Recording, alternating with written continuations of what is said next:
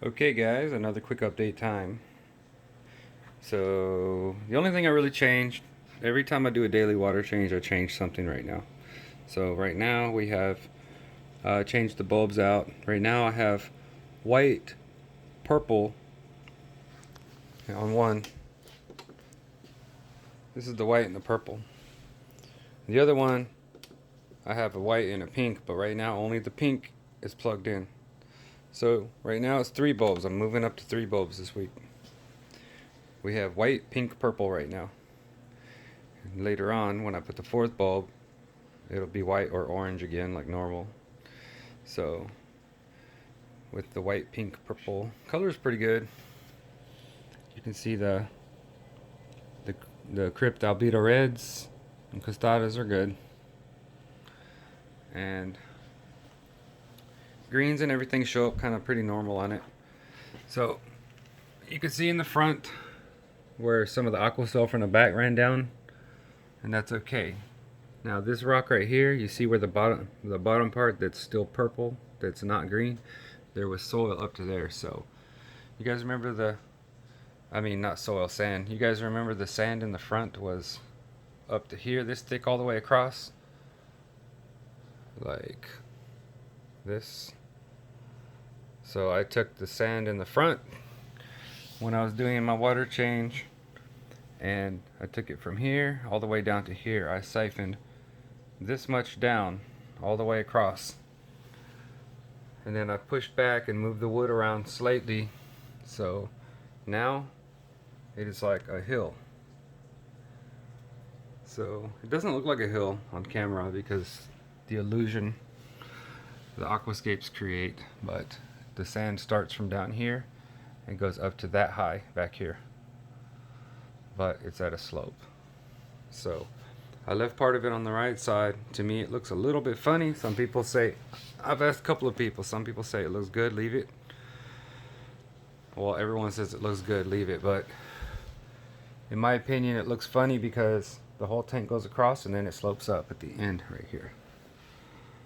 And this part back here was bare sand. I took out one big rock, so I put this piece of wood here that I have with moss and views and stuff. I put that right there, and I will put maybe grass or something in here, just grass or something.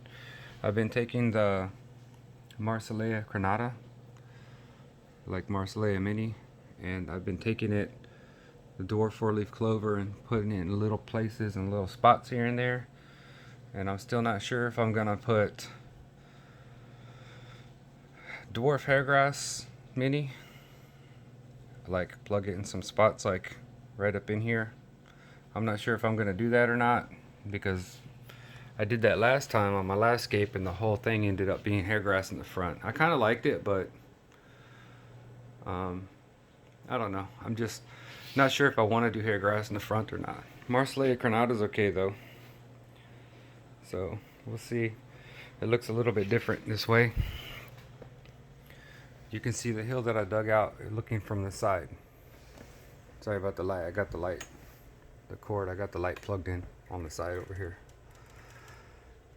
You can see how it's like a hill going down.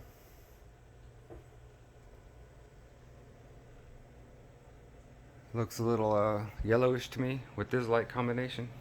I'm not sure if it's the light combination or what. I'm not used to the more white light. I'm used to the more sunset look with the 2 pinks with an orange and purple. But right now with just a white, pink, and purple only, adding the white makes the greens pop, but it makes some things a little bit less, I don't know. Looks a little plain to me. But I mean, also looks good to me. I'm trying to do something different. Pop the greens a little bit more. Focus a little less on pinks and reds. But so far so good. Like I said, so the next time when I do my 50%, I may take a little bit more off of the front and then even that flat. I'm not sure if I should leave this sloped at the side or make it straight across. That's the big thing I'm trying to decide right now. Looking in the back, you see all the flamingos and stuff. You can't see through the fluorescent very well, but where the Aquasoil starts back here. Got the green crypts right here are auriculatas. They stay pretty green, and they're shaped. They're kind of like a form of Winty, I believe. It's because they have a very similar design. So possibly a Winty type. I'm not sure what the auriculata really is, but I just know that they're green. They stay green. That one's turned a little more red and brown, but they mostly stay pretty green. So I like that. It's a contrast to the pink. Back there I've got a couple of the more rare crypts. I've got the gecko and the Striolata tiger is the pink one back there. I've got a Cryptocorin Nuri Rosen Maiden and a Rosen Maiden or a Nuri Green back there. And then I've got a couple of the Ireo Qs, trying to grow them. So we'll see how they do. The stems in the back, waiting for them to bunch and branch so I can trim across. But Rotala Mexicana Araguaia. Then I've got the Rotala Orange Juice. Of course, I've got it all the way across to here. And then in the back corner right here, this side I've got a patch of Arcuata, a couple Reinekis down there, and I got a little Rotala green in the corner just to kind of fill and put reflection, make a little bit of reflection to make it look more full on the side. This Rotala green was in this hole. I put my Cryptospiralis tiger here. Not sure how well that's going to grow yet, but we'll try it. And this green is just in there. It's just, I don't know how you say it, like it's one bunch with a little lead weight at the bottom, and I just dropped it in there. The holding tank, the yellow tank, this one here is the next on the list soon, so I'm gonna take all the sand and vacuum it out and possibly leave just the cat litter layer and rebunch the plants, because I've got the Cryptobeta reds and costadas here. I've got a patch of Rotala Kramer here.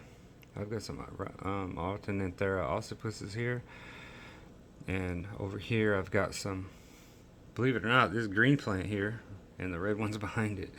Those are well, I collected those. I collected those from the wild. I'm not sure exactly where don't remember where I caught them from, but those are Ludwigia grandulosas. These are green because these tops sprouted in this tank. And I've still got a couple of crypt. I had some Winty browns. I think it's a Winty brown, I believe. Winty bronze, I mean. And I got a couple Nuris in here somewhere. These, I found out what this plant is. I don't really like these because this is the color even in high-tech highlight. I may just get rid of these, but those are called axelrods, axelrodies. So I'm probably getting rid of those. My wild Ludwigia palustris that I found, I chopped all the tops on all those. But I'm gonna take this tank, and like I said, I'm gonna pull out the substrate and change it to, I'm not sure if I'm gonna try to add Aquasoil on top of it, so it'll really be nice, but I really don't feel like buying a bag of Aquasoil, or just leave it as the cat litter layer that's under it, and then just rebunch the plants. And the Fluval 3.0 on it, I don't really like it that much. I mean, it's close to the water, it gets hot, and everything looks yellow, and it's not that bright. But I don't feel like bringing out the SB Reef, because the SB Reef, you guys remember, it stands this tall off of the tank, and it's really big, and it has like 1 or 2 fans that run on it, so it's loud. My fixture here has a fan. When I turn on the back one, when I turn on the back 2 bulbs, let's see. Yeah, front 2 bulbs, there's no fan. Back 2 bulbs, there's a fan. I consider the back two bulbs the main bulbs. But there is a little fan, but it's quiet. You can't really hear it. It's pretty quiet. So it lets the heat out. But like people say T5s get hot. In my opinion, LEDs get hotter. But that's my basic update. So next time I do my 50% water change tomorrow, like tomorrow morning, I will probably take this down another notch all the way across, and still just undecided. Should I knock this slope down? Should I flatten it or just leave it? Undecided. That's my dilemma for today, and I will make a split decision on it in the morning, I guess, whether I leave that or not.